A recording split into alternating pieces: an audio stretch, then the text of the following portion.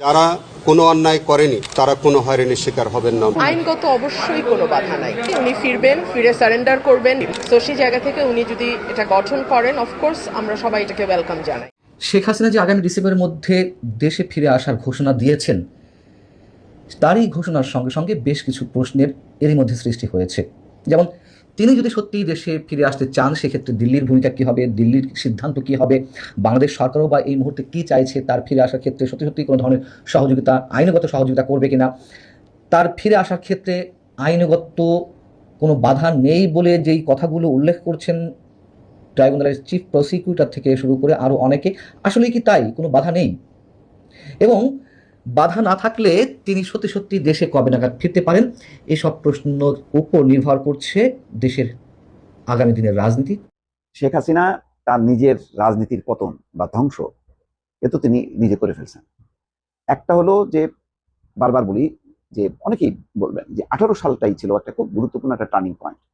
ওই নির্বাচনের সুযোগ ছিল একটা অংশগ্রহণমূলক, দলীয় শাসনেও অংশগ্রহণমূলক নির্বাচন করা যায়, এইরকম একটি রাজনৈতিক সিদ্ধান্ত, গুরুত্বপূর্ণ রাজনৈতিক চ্যালেঞ্জ যদি মোকাবেলা করতে পারতেন তাহলে, এবং বিরোধীদের যদি অংশগ্রহণ থাকতো এবং মানে অংশ নিতে পারতো, দিনের ভোট যদি রাতে না করতো, তাহলে কি হতো?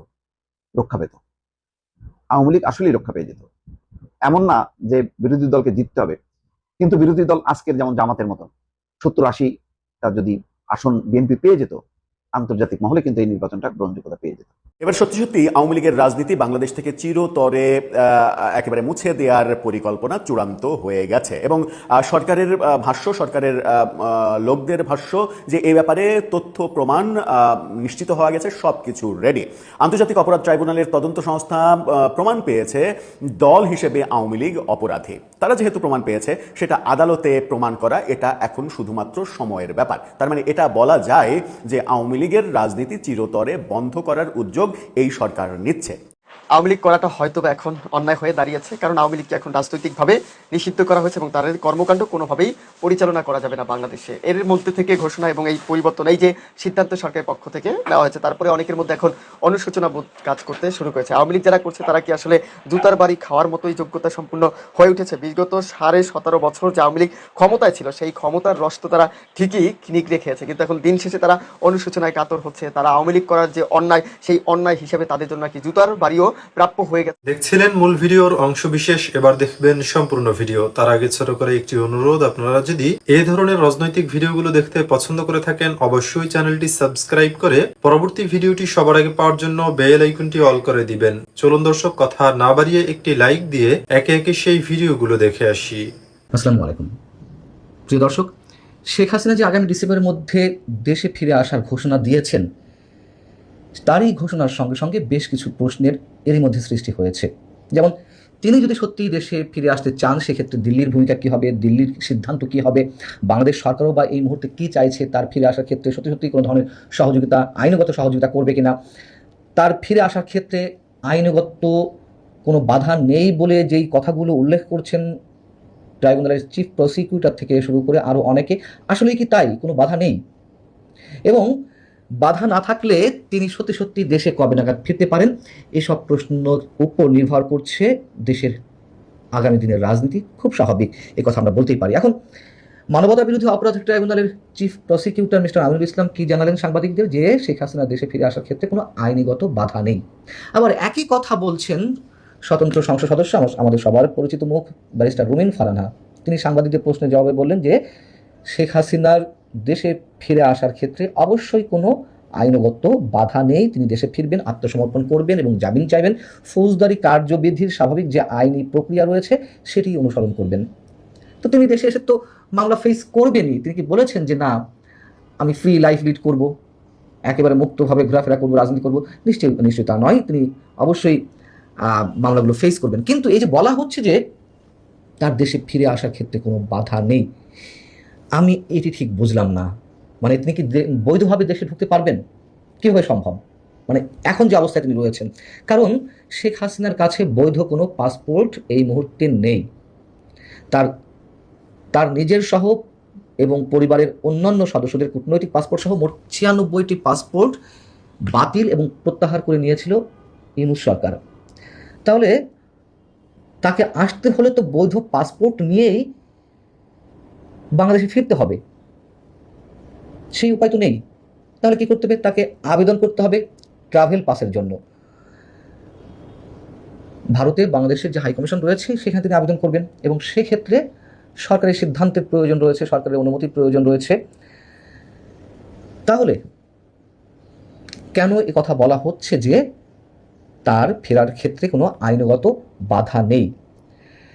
যদিও এই বক্তব্যটি দিয়েছেন চিফ প্রসিকিউটর আমিনুল ইসলাম, কিন্তু এখনো পর্যন্ত সরকারের পক্ষ থেকে কোনো ধরনের কোনো প্রতিক্রিয়া আমরা আনুষ্ঠানিকভাবে পাইনি। যদিও শেখ হাসিনা গত 2 মাস ধরে বলে আসছেন যে তিনি যে কোনো সময় দেশে ফিরবেন, এবং একেবারে টাইম ফ্রেম বেঁধে দিয়ে স্পেসিফিক্যালি তিনি তো উল্লেখ করলেন যে এই বছর ডিসেম্বরের মধ্যে তিনি দেশে ফিরবেন। তারপরেও সরকারের পক্ষ থেকে কোনো ধরনের কোনো মন্তব্য আমরা এই পর্যন্ত পাইনি। আওয়ামী লীগের দাফন হয়ে গেছে, দাফন সম্পন্ন হয়েছে দিল্লিতে, আওয়ামী লীগ আর রাজনীতি ফেরার সুযোগ নেই, এ ধরনের অনেক বক্তব্য আমরা শুনেছি।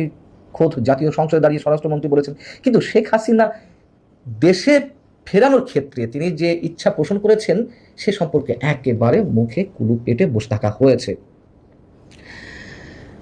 এমনকি গত 4 মাসে সরকার নতুন করে ভারত সরকারের কাছে কোনো প্রকার কোনো চিঠি দেয়নি। বর্তমান বিএনপি সরকার যা চিঠিপত্র দেওয়া হয়েছে ডক্টর ইউনূস সরকারের সময় দেওয়া হয়েছে, এই সরকারের সময় দ্বিপাক্ষিক আলোচনায় হাসিনা প্রত্যাবর্তনের বিষয়টি উত্থাপন করা হয়েছে প্রত্যর্পণ চুক্তির আওতায়, কিন্তু তারপরেও সেই বিষয়ে কোনো ধরনের কোনো লিখিত নথিপত্র বাংলাদেশ সরকারের পক্ষ থেকে, বর্তমান সরকারের পক্ষ থেকে দেওয়া হয়নি। তার মানে হচ্ছে শেখ হাসিনা ফিরে আসুক এটি সরকার চায় না, মোটামুটি আমরা এই পর্যন্ত বলতে পারি, যদি সরকারের পক্ষ থেকে নতুন কোনো অগ্রগতি না হয়। এবং এর আগে অসংখ্যবার আমি বলেছি, ডক্টর ইউনূস সরকারের সময় থেকে বলে আসছি যে ইউনূস সরকারও চায় না শেখ হাসিনা ফেরত আসুক। তৎকালীন যে রাজনৈতিক দলগুলো ছিল, মানে বিএনপি বা জামাত ইসলামী, এনসিপি, তারাও চায়নি, এখনও চাইছে না, এখনও জামাত ইসলামী এনসিপি চাইছে না। মনে করুন যে এনসিপি যে চাইছে না তার বড় প্রমাণ হচ্ছে তারা অনেক বড় বড় কথা বলছে, শেখ হাসিনা ফিরে আসবে না, সে কি পাগল হয়েছে, সে কি এসে ফাঁসির কাজটা ঝুলবে নাকি, এগুলো স্রেফ বাগাড়ম্বর। এনসিপি যেভাবে মব ক্রিয়েট করলো আওয়ামী লীগকে নিষিদ্ধ করতে, বঙ্গভবন ঘেরাও করে ডক্টর ইউনূস সরকারের সময়, মব ক্রিয়েট করার তো আমরা কেউ আশাই করি না, কিন্তু সরকারের উপর তো কেউ চাপ প্রয়োগ করেনি এখন পর্যন্ত যে হ্যাঁ তিনি যখন ফেরত আসতে চাইছেন তাকে ফেরত আনা হোক, দেখি শেখ হাসিনা এখন কি বলেন, তার ট্রাভেল পাসের ব্যবস্থা করা হোক। সরকারের উপর তো এই ধরনের কোনো কিছুই জোর দিয়ে কিছু বলা হয়নি। হিসাব একেবারে ক্লিয়ার। তো ভারতের সিদ্ধান্ত কি হতে পারে? শেখ হাসিনা যদি নিজ থেকে ফিরতেই চান এবং সরকার যদি সে ধরনের কোনো প্রক্রিয়া অবলম্বন করেন তার ফিরে আসার ক্ষেত্রে, ভারত বাধা দেবে না। তার কারণ কি? ভারত বাধা দেবে না এই কারণে, শেখ হাসিনা তো ফিরবেন ভারত সহ আন্তর্জাতিক বিশ্বের আরও বেশ কয়েকটি গুরুত্বপূর্ণ রাষ্ট্রের সমঝোতার মাধ্যমে, এবং তার মাঝে অবশ্যই বাংলাদেশ সরকার থাকবে, এটি একেবারে নিশ্চিত, চোখ বন্ধ করে বলে দেওয়া যায়। তার আরেকটি সিমটম আমি আপনাদেরকে বলি, যেমন চিফ প্রসিকিউটর যেদিন বললেন যে তার ফিরে আসার ক্ষেত্রে কোনো ধরনের কোনো বাধা নেই, সেদিন তিনি বলছেন যে নিয়ম অনুযায়ী 30 দিনের মধ্যে আপিল মামলা করতে হয়, যেহেতু শেখ হাসিনার বিরুদ্ধে মৃত্যুদণ্ডের রায় হয়েছে এবং এই রায়ের 30 দিনের মধ্যে আপিল করার বিধান, কিন্তু শেখ হাসিনার তরফ থেকে তো এই ধরনের কোনো আপিল করা হয়নি। তাই তিনি বলছেন সাবেক প্রধানমন্ত্রী দেশে ফেরার পর এ বিষয়ে আপিল আদালত প্রয়োজনীয় নির্দেশ দেবে। অর্থাৎ তিনি আসার সঙ্গে সঙ্গে যে রায় হয়ে আছে তিনি আপিল করেননি, এই জন্য ধরেই তাকে ফাঁসিতে ঝুলানো হবে তা নয়, তার জন্য আগে থেকেই পথ বাতলে দেওয়া রয়েছে। তিনি বলছেন যে আপিল বিভাগই এ বিষয়ে সিদ্ধান্ত নেবে এবং তিনি দেশে ফিরে আসতে পারলে ভালো হয়, তো ব্যবস্থা নেন। এবং যতটুকু শোনা যাচ্ছে, আমি রেফারেন্স দিয়েই বলি, সাংবাদিক স্বদেশ রায় তার একটি লেখাতে উল্লেখ করেছেন ডিসেম্বর নয়, আগস্ট নয়, শেখ হাসিনা ফিরবেন সেপ্টেম্বরেই। তার সাথে আমার ব্যক্তিগতভাবে কথা হয়েছে, তিনি ইনফরমেশনের ভিত্তিতে নাকি তার লেখাতে এটি উল্লেখ করেছেন। ভালো থাকুন সবাই, আল্লাহ। কেমন নির্দেশদাতা হিসেবে সাবেক প্রধানমন্ত্রী শেখ হাসিনাকে চিহ্নিত আখ্যায়িত করা হচ্ছে সেই প্রতিবেদনে, আওয়ামী লীগ সমর্থিত শেখ হাসিনার রাজনীতির জন্য এটি আসলে কেমন প্রভাব ফেলবে? শেখ হাসিনার রাজনীতি তো আসলে এক প্রকার শেষ হয়ে গেছে 5 আগস্ট, বলা যায়। রাজনীতিতে টিকে থাকতে হলে যে কৌশলগুলো নিতে হয়, তিনি পালিয়ে গিয়ে সেটা বিজেপি শেষ করে বন্দী হতে, গ্রেপ্তার হতে, নির্যাতিত হতে, তাহলে হয়তো কামব্যাক করার একটা সিম্প্যাথি পাওয়ার এবং কামব্যাক করার একটা সুযোগ থাকবে। অতীতে এরকম আমরা অনেক দেখেছি। তিনি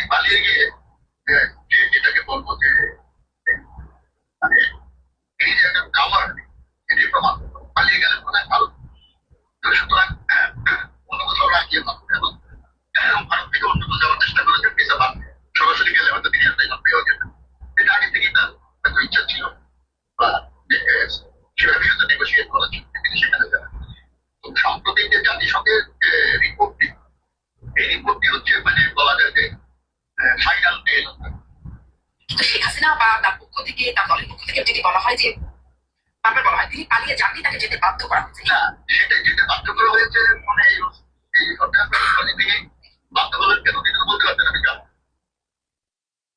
একটা সময় আপনার মনে আছে হয়তো যে শেখ হাসিনা। দর্শক, অংশবিশেষ শোনালাম, পুরোটা শোনালাম না, রেস্ট্রিকশন আছে যাই না, যতটুক শোনালাম সেইটুকু পুরোটা আপনারা শুনতে পারবেন কিনা। খুব গুরুত্বপূর্ণ একটা আলোচনা মহিউদ্দিন আহমেদ। এই কথাগুলো কিন্তু বারবার বলছিলাম যে শেখ হাসিনা তার নিজের রাজনীতির পতন বা ধ্বংস এ তো তিনি নিজে করে ফেলছেন। একটা হলো যে বারবার বলি যে অনেকেই বলবেন যে 18 সালটাই ছিল একটা খুব গুরুত্বপূর্ণ একটা টার্নিং পয়েন্ট। ওই নির্বাচনের সুযোগ ছিল একটা অংশগ্রহণমূলক, দলীয় শাসনেও অংশগ্রহণমূলক নির্বাচন করা যায়, এইরকম একটি রাজনৈতিক সিদ্ধান্ত, গুরুত্বপূর্ণ রাজনৈতিক চ্যালেঞ্জ যদি মোকাবেলা করতে পারতেন তাহলে, এবং বিরোধীদের যদি অংশগ্রহণ থাকতো এবং মানে অংশ নিতে পারতো, দিনের ভোট যদি রাতে না করতো, তাহলে কি হতো? রক্ষা পেত। আওয়ামী লীগ আসলেই রক্ষা পেয়ে যেত। এমন না যে বিরোধী দলকে জিততে হবে, কিন্তু বিরোধী দল আজকের যেমন জামাতের মতন 70-80টা যদি আসন বিএনপি পেয়ে যেত, আন্তর্জাতিক মহলে কিন্তু এই নির্বাচনটা গ্রহণযোগ্যতা পেয়ে যেত। শেষ পতনের শুরু, ফাইনাল পেরেকটা, মানে ওই যে বলে না কফিনের শেষ পেরেকটা মেরে দিছে 5ই আগস্ট। তার আগের অবস্থাটাও যদি অনুধাবন করে, যদি নিজে থেকে কেয়ারটেকার করে, অস্থায়ী সরকার করে যদি তিনি রিজাইন করতেন, রিজাইন করে যদি তিনি লন্ডন চলে যেতেন, ভারতে না যেয়ে, তাহলে কিছুটা রক্ষা পেতেন। কিন্তু এই যে পালায় যাওয়া, পলাতক কোনো নেতা ফিরে আসতে পারে না। যেমন বলতে পারেন যে তারেক রহমান, উনি তো ফিরে আসছেন, তো তারেক রহমান কি পালায় গেছিল? তারেক রহমান 1/11-এর সময় তাকে ফোর্স করে পাঠানো হয়েছে, জবরদস্তি করে, আহত অবস্থায়। তিনি যদি না যেতেন, দেশে থাকতেন, তাহলে তার জীবনহানি হয়ে যেত। পরিস্থিতিটা এমন। একাধিক তার সাথে যে মাজারুল ইসলাম দোলন, এখনো মনে আছে, তার সাথে আমার ব্যক্তিগত পরিচয় বা সখ্যতা থাকার কারণে তিনি ক্যাটাগরিক্যালি করছেন যে উনি দেশে থাকলে বাঁচানো যেত না, কারণ তার যে চিকিৎসা হচ্ছিল না, তার উন্নত চিকিৎসা দরকার ছিল, তার সমস্ত হাড় শুকায় আসতেছে। তো এবং 1/11 সরকার তাকে বাধ্য করছে, মানে যাওয়ার আগে আবার মুসলেখাও করেছে, সেটাও বাধ্যতামূলক ভাবে। তো এইটা আর শেখ হাসিনার 5ই আগস্ট পালায় যাওয়া কিন্তু এক না, এটা একটা পালানো। এবং তিনি আবার বেছে নিছেন ইন্ডিয়া।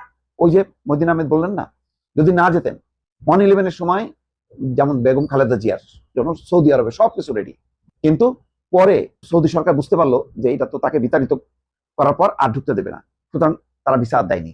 মানে সৌদি আরবে একটা কৌশল খাটালো, তার পরিবারের সব সদস্যকে দিছে ভিসা, কিন্তু খালেদা জিয়াকে দেয়নি। আর 1/11 সরকারের মূল টার্গেট ছিল খালেদা জিয়া যেন বিতাড়িত হয়। এখন এই পরিস্থিতিতে খালেদা জিয়া যাননি, কিন্তু শেখ হাসিনা কিন্তু পটপট করে চলে গেছে, তখনও চলে গেছে। তখনও কিন্তু আসলে প্রকৃত অর্থে তিনি যদি খালেদা জিয়ার মতন যদি জিদ ধরে বসে থাকতেন যে না আমি যাবো না, মানে 1/11 সরকার কিছু করতে পারতো না, কিন্তু তিনি একদম সুযোগ পাওয়া মাত্র চলে গেছে।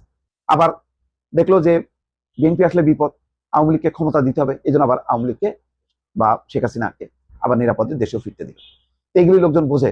তো যাই ওই পর্বটা বাদ দিলেও 5ই আগস্টের এই ঘটনার পর আসলে রাজনীতি থাকে না, আওয়ামী লীগের রাজনীতি থাকে না।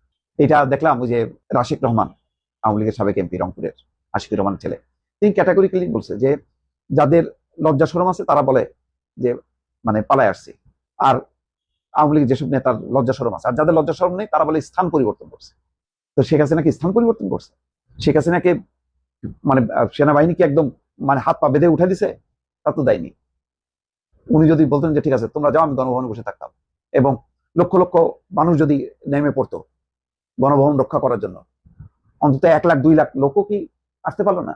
এখন যেমন গোপালগঞ্জ খুব উত্তেজনা দেখায়, যে কোনো মুহূর্তে তারা ঢাকা শহরে এসে কলাপস করবে, তো ওই সময় তারা দৌড়ে আসলো না কেন? নাই, কারণ নৈতিক অবস্থানটা দুর্বল ছিল তখন। কেউ নামেনি। 32 নম্বর মহিউদ্দিন আহমেদ এটাও বলছেন যে 32 নম্বর যখন ভাঙা হলো, 1-2 লাখ লোক দূরের কথা, 50,000 লোক এসেও তো সেটাকে রক্ষা করার জন্য চেষ্টা করলো না। এতে কি বোঝায়? বোঝায় যে তখনকার রাজনৈতিক পরিস্থিতিটা এমন, আওয়ামী লীগ পরাজিত দল, আওয়ামী লীগ জনসমর্থনহীন দল, আওয়ামী লীগের পাশে দাঁড়ানোর কেউ নেই। আজকে যারা জোর গলায় আওয়ামী লীগের পক্ষে নানা রকম কথা বলার চেষ্টা করে, হাসিনা কথা বলার চেষ্টা করে, বাস্তবতা হলো ওই সময়টাই আওয়ামী লীগের পাশে কেউ নাই। জোর করে যে ক্ষমতায় ছিল, তার যে নৈতিক অবস্থান ছিল না, এইটা শেখ হাসিনা আওয়ামী লীগ বোঝার চেষ্টা করেনি। বোঝার চেষ্টা না করাতে তাদের চরম পতন হয়েছে। একবার দেখেন তত্ত্বাবধায়ক সরকার ব্যবস্থার বিল, সেই বিএনপি বুঝতে পারছে যে না, এইভাবে ক্ষমতায় থাকা যাবে না, নির্বাচন করে সংসদ এনে তত্ত্বাবধায়ক সরকার ব্যবস্থা প্রবর্তন করে দিয়ে সংসদ ভেঙে দিয়ে তারা চলে গেছে। এখান থেকেও শিক্ষা নেয়নি আওয়ামী লীগ। আজকে জুলাই নিয়ে তো অনেক রকম আলোচনা হচ্ছে, সেই প্রেক্ষিতে আজকের এই আলোচনাটা তুললাম, আপনাদের মতামত চাই।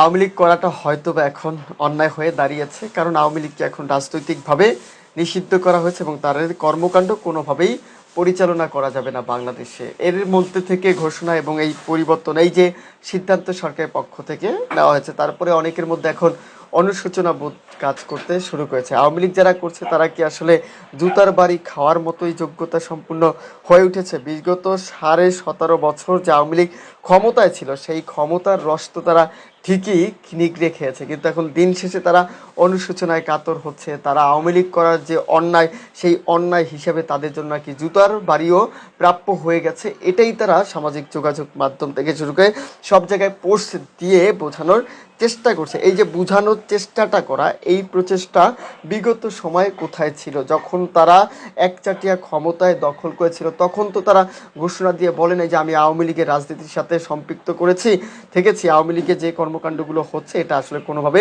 গ্রহণযোগ্য হতে পারে না। শেখ হাসিনার ফ্যাসিজম, শেখ হাসিনার ফ্যাসিস্ট, এই শেখ হাসিনার রাজনীতি আমি ত্যাগ করতে চাই, বিনিময়ে আমি আমার গালে জুতা পিটা করছি, এটাই তো বলা উচিত ছিল। সেটা কেন এখন বলা হচ্ছে? এখন যেই দেখছে যে আওয়ামী লীগের অবস্থা খারাপ, বাংলাদেশে আওয়ামী লীগ নিষিদ্ধ হয়েছে, আওয়ামী লীগের রাজনীতির সাথে যারা সম্পৃক্ত রয়েছে, আওয়ামী লীগেরকে যারা আবার পুনরায় প্রতিষ্ঠা করার চেষ্টা করছে, তাদের সবাইকে যেহেতু বিচারের আওতায় আনা হচ্ছে এবং স্বরাষ্ট্রমন্ত্রী নিজেই ঘোষণা দিয়েছে যে বাংলাদেশে আওয়ামী লীগের অস্তিত্ব থাকবে না এবং আওয়ামী লীগের অস্তিত্ব নাই, আওয়ামী লীগের মৃত্যু হয়েছে 5ই আগস্ট এবং তাদের দাফন হয়েছে ভারতে। আমরা সে বিষয়ে যেতে চাই না, আমরা যে বিষয় নিয়ে কথা বলতে চাই সেটা হচ্ছে আওয়ামী লীগ কি এতটাই পচে গেছে এবং আওয়ামী লীগের রাজনীতি যারা বিগত সময়ে করেছে তাদের যে এই ভোল্ট পরিবর্তন, এটা শুধু কি দলীয়গতভাবেই অবস্থান, নাকি তাদের ব্যক্তিগত পারিবারিক জীবনটা এতটা বিষাক্ত হয়ে গেছে যে এই আওয়ামী লীগ তাদের করার কারণে এখন বর্তমানে এতই পরিমাণে চাপ তাদের উপরে সৃষ্টি হয়েছে, সেই সৃষ্টি চাপ থেকে বাঁচার জন্য তারা এখন বর্তমানে এ ধরনের সিদ্ধান্ত নিচ্ছেন। আর তাছাড়া তারা এমন কোন বিপদের মুখে পড়েছে যে তাদের বলতে হচ্ছে যে আওয়ামী লীগের রাজনীতি করা মানে জুতা পিটা খাওয়া। আওয়ামী লীগের রাজনীতি করে তারা অন্যায় করেছে, এখন তাদের সকাল বিকাল অন্তত জুতা পিটাই প্রাপ্ত হয়েছে। আওয়ামী লীগের রাজনীতি এখনও তো অনেকে করছে, আওয়ামী লীগকে বাংলাদেশের রাজনীতিতে আনার জন্য অনেকেই তো রাজপথে অবস্থান করছে। আর এরা কেন বলছে যে আওয়ামী লীগের রাজনীতি করা মানে হচ্ছে গিয়ে জুতা পিটা খাওয়া প্রাপ্য হয়ে গেছে? আওয়ামী লীগের রাজনীতি কি এতটাই খারাপ হয়ে গেছে, এতটাই নিকৃষ্ট ব্যবস্থা বর্তমানে বাংলাদেশে চালু হয়েছে? খবরটা কি বলছে চলেন আমরা একটু খবরে নজর দেই। খবর বলছে আওয়ামী লীগ করার কারণে প্রতিদিন 10টা জুতার বাড়ি আমার প্রাপ্ত, এরকমই একটি পোস্ট সামাজিক যোগাযোগ মাধ্যমে বা বয়ান এক আওয়ামী লীগের নেতা ছেড়েছেন, যারা বিগত সময় মুজিবের আদর্শিত ছিল, শেখ হাসিনার শাসন ব্যবস্থার সুযোগ সুবিধা নিয়েছে। দিন শেষে এখন তাদের মধ্যে অনুশোচনা কাজ করতে শুরু করেছে। এই অনুশোচনা কি আদতে যে সত্যিকারের সেটা, নাকি রাজনৈতিক চাপ, হামলা ধামলা মামলা থেকে বাঁচার জন্য তারা এই কথাটা বলে বাঁচার সর্বোত্তক চেষ্টা করছে অজুহাত দিয়ে? বলছে কুমিল্লার বাগমারা উত্তর ইউনিয়ন যুবলীগের সভাপতি সরঞ্জয় শর্মার একটি ফেসবুক স্ট্যাটাস নতুন করে আলোচনা জন্ম দিয়েছে। দীর্ঘদিন দলীয় রাজনীতির সঙ্গে সম্পৃক্ত থাকার অভিজ্ঞতা, ত্যাগ ও বঞ্চনার কথা তুলে ধরেন তিনি। বলেন, গভীরভাবে চিন্তা করে দেখলাম আওয়ামী লীগ করার কারণে প্রতিদিন 10টা জুতা আমার প্রাপ্য হয়েছে। আওয়ামী লীগ করা তিনি দীর্ঘদিন ধরে সংগ্রাম করেছে, ত্যাগ করেছে, তিরস্কার সহ্য করেছে, নানান প্রতিকূলতার মধ্যে দিয়ে গিয়ে তিনি রাজনীতি করছিলেন। সেই রাজনীতি হঠাৎ করে কি হলো? 5ই আগস্টের আগে তিনি কি আওয়ামী লীগের রাজনীতি করে নাই? তখন কি তিনি ত্যাগ জুলুম শিকারের হয়েছে, নাকি এই 5ই আগস্টের পরে হতে শুরু করেছে এবং সেই হওয়ার প্রাপ্তিতে এতটা বেশি এবং তার পরবর্তীতে যে ফিডব্যাক পাওয়ার কথা, সেই ফিডব্যাক না পাওয়ার পরেই কি তিনি ক্ষুব্ধ এই পোস্টটা সামাজিক যোগাযোগ মাধ্যমে দিয়েছেন? বলছেন, সম্প্রতি নিজে ব্যক্তিগত ফেসবুক অ্যাকাউন্টে দেওয়া ওই স্ট্যাটাসে সঞ্জয় শর্মা দাবি করেন ছাত্রজীবন থেকে তিনি আওয়ামী লীগের রাজনীতিতে সক্রিয় ছিলেন। তিনি বৃহত্তর বাগমারা ইউনিয়ন ছাত্রলীগের সাংগঠনিক সম্পাদক, বাগমারা উত্তর ইউনিয়ন যুবলীগের সাধারণ সম্পাদক এবং পরে সভাপতির দায়িত্ব পালন করেছেন।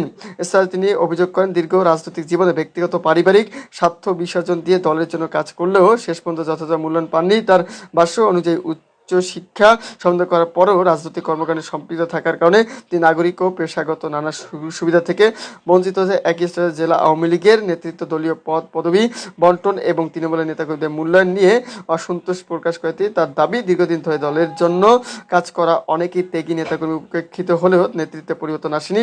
এছাড়া সাবেক পরিকল্পনা মন্ত্রী এ.কে.এম. মোস্তফা কামাল লোটাস কামালের রাজনৈতিক কার্যক্রম বাস্তবায়নে সক্রিয় ভূমিকা পালন করলেও তিনি কখনোই মন্ত্রী বা তার পরিবারের কাছ থেকে কোনো ধরনের সুযোগ সুবিধা পায়নি। বিগত সময় আওয়ামী লীগের রাজনীতি করেছে, সেই রাজনীতি থেকে সুযোগ সুবিধা পায় নাই। যেখানে একটি ওয়ার্ড পর্যায়ে যদি একজন কর্মীও আওয়ামী লীগের রাজনীতির সাথে সম্পৃক্ত থাকতো তাহলেও তিনি কয়েক কোটি টাকার মালিক বনে গেছে, এমনটাই বিভিন্ন তথ্য প্রমাণে পাওয়া যায় 5ই আগস্টের পর থেকে। আর এই ব্যক্তি একটি ইউনিয়ন সাধারণ সম্পাদকের দায়িত্ব, সভাপতির দায়িত্ব, যুবলীগ ছাত্রলীগের রাজনীতির সাথে সক্রিয় কর্মী থাকা, মন্ত্রীর সাথে অহরহর ওঠা বসা থাকা, তার পরিবারের কাছ থেকে সুযোগ সুবিধা নেয় নাই, তার পরিবার সুযোগ সুবিধা পায় নাই। এবং তিনি যে বঞ্চনার কথা বলছে, পেশাগত দিক থেকেও তিনি পিছিয়ে পড়েছেন। এই যে হঠাৎ করে অভিযোগ এবং নিজের ভিতর যে অনুশোচনা কাজ করছে, এই অনুশোচনা বিগত 16 বছর যখন আওয়ামী লীগ সরকার ক্ষমতা ছিল তখন কেন কাজ করলো না? তখন ঠিকই তো তারা ক্ষমতার মোয়া খেতে সক্ষম হয়েছিল। ভালো থাকবেন, সুস্থ থাকবেন, শুভকামনা। এই ভিডিওগুলো দেখছিলেন, এ সম্পর্কে আপনাদের মতামত কমেন্টে লিখে পাঠাবেন। ভিডিও ভালো লাগলে চ্যানেলটি সাবস্ক্রাইব করে আমাদের সাথেই থাকতে পারেন। এতক্ষণ সাথে থাকার জন্য ধন্যবাদ।